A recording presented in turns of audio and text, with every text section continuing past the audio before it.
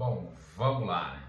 Hoje a ideia é a gente falar um pouco toda essa briga que está aí, toda essa discussão que está aí de Estados Unidos e China, né? Quem vai vencer, quem vai ser a grande potência. Mas eu queria trazer aqui uma contextualização inicial, né? Porque a gente tem uma visão, talvez assim, muito momentânea das coisas, né? Então, por exemplo, hoje a gente pensa que, por exemplo, os Estados Unidos sempre foram a grande potência, sempre foram os donos do mundo, né?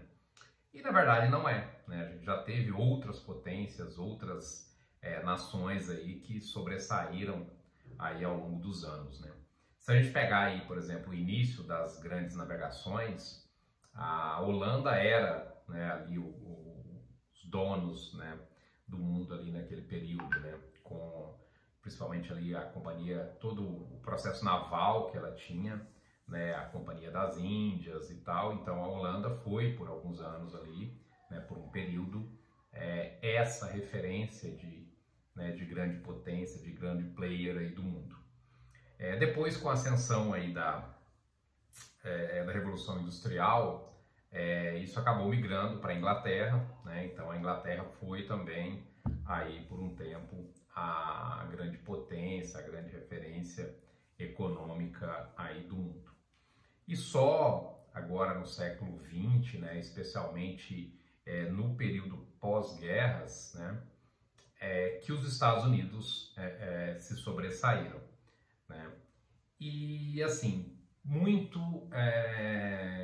aí assim, muito bater a minha opinião, né? Acho que o que os Estados Unidos fazem assim para se manterem, né, muito como relevantes aí no mundo. Se for ver, por exemplo, a entrada deles em guerras, né, reforça muito isso, né? Porque assim, quem pensa que os Estados Unidos entram em guerra porque quer a paz, porque quer ajudar, né, eles entram por interesses comerciais, não tenho dúvida disso, né? O que é o interesse deles? Por que eles entram muito em guerras de países que têm petróleo, né? Eles acabam tendo muito interesse em ter, né, ali uma preferência, em ter um comércio bilateral ali com países que têm petróleo, né? E por outro lado, eles acabam movimentando ali a indústria, né, com os armamentos, né? Então ele vende armamento, compra petróleo mais barato. É uma estratégia, né, muito forte. Além disso, né, eles acabaram criando realmente os Estados Unidos criou aí um sistema financeiro bastante robusto após aí principalmente ali os anos 70 com a questão ali de Bretton Woods, né, que é onde até então você tinha toda aquela questão do lastro, né, do uso do ouro e o lastro em ouro, né? E quando os Estados Unidos deixou de considerar ali o lastro em ouro, e eles criaram, né, vários sistemas aí, o FMI, o Banco Mundial, o próprio sistema SWIFT, que não é um sistema puramente americano, né, o sistema que faz a compensação global aí, né, ele acaba sendo um sistema, como se fosse uma cooperativa que reúne todos os bancos, né? Porque imagina assim, pensa, eu preciso fazer um pagamento hoje para uma empresa lá do Azerbaijão, concorda assim? Eu não tenho um sistema financeiro via banco diretamente, né? Eu não consigo fazer isso. Então hoje a gente tem um sistema que faz isso, né? Ele tem uma participação relevante dos Estados Unidos, mas na verdade, né, ele é um sistema quase global e realmente tem uma participação aí de 200 países aproximadamente, e ele fica sediado na Bélgica, né? E a questão, né, toda essa questão também dos Estados Unidos, todo essa força que eles criaram na economia, né, com o dólar, e eles acabaram gerando ali, né, uma base de reservas muito grande do mundo em dólar, né? Então ele acaba que essa questão do dólar como moeda de troca isso é uma questão que favoreceu os Estados Unidos até então.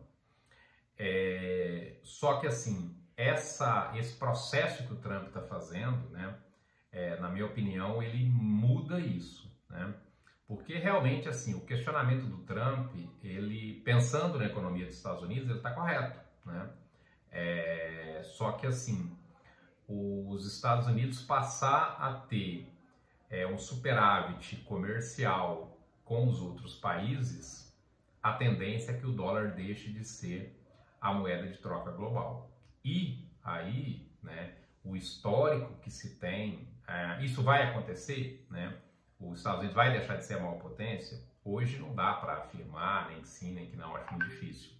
Mas a tendência, né, dos países que deixaram de ter ali a moeda de troca foi isso, né? Então vamos ver. E tem a China, né, que vem aí com uma ascensão muito grande, né? Que a gente pensa também que a China sempre foi isso, né? Se a gente for pensar que a China, né, o PIB da China ultrapassou, por exemplo, do Brasil no final dos anos 70, né? Então, assim, é algo, assim, para, né, o cenário que a gente imagina, é algo bem recente, né? Porque a China era um país, né, muito pobre, muito atrasado tecnologicamente aí até os anos 70. Aí que eles começaram todo o processo de industrialização, reforçou muito a questão de investimento em infraestrutura, né? Hoje, por exemplo, a questão de infraestrutura na China já é um problema, porque principalmente com aquela política que eles tiveram por muitos anos do filho único, né? Acaba que a população da China, apesar de muito grande, né, mas ela vem reduzindo proporcionalmente, tanto que hoje a China já não é mais o país mais populoso do mundo, né? Ela perdeu essa posição aí recentemente para a Índia. Mas a China, o que é o diferencial da China? Ela investiu muito em tecnologia, né? Aquilo que no começo eram cópias ruins, eram condições que eram equipamentos de baixa qualidade, né? Hoje você vê uma fábrica da China, tem fábricas ainda, né, que tem condições ruins de trabalho? Tem, sem dúvida ainda tem, mas o que tem de tecnologia na China hoje, né, já é uma questão muito relevante, ela é muito mais significativa do que os Estados Unidos, do que a Europa nem se fala, né? A Europa ela se perdeu realmente, né, em algumas discussões e hoje a Europa não tem relevância nenhuma, né, se a gente for pensar aí nesse cenário, né? Mas só voltando aqui à China, né, então a China ultrapassou o Brasil, o PIB do Brasil nos anos 70 e hoje ela é 8 vezes, né? Então o quanto ela realmente se desenvolveu, né? E hoje ela tem uma economia realmente muito forte, né? Ela tem empresas muito fortes, né?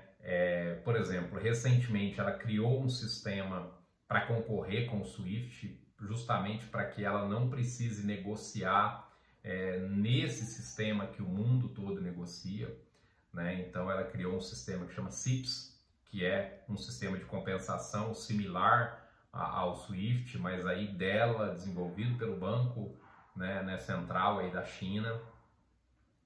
E que hoje muitos países ali do Oriente Médio, né, e da Ásia fazem parte, né? Então é difícil falar assim, quem está vencendo, quem vai vencer, né?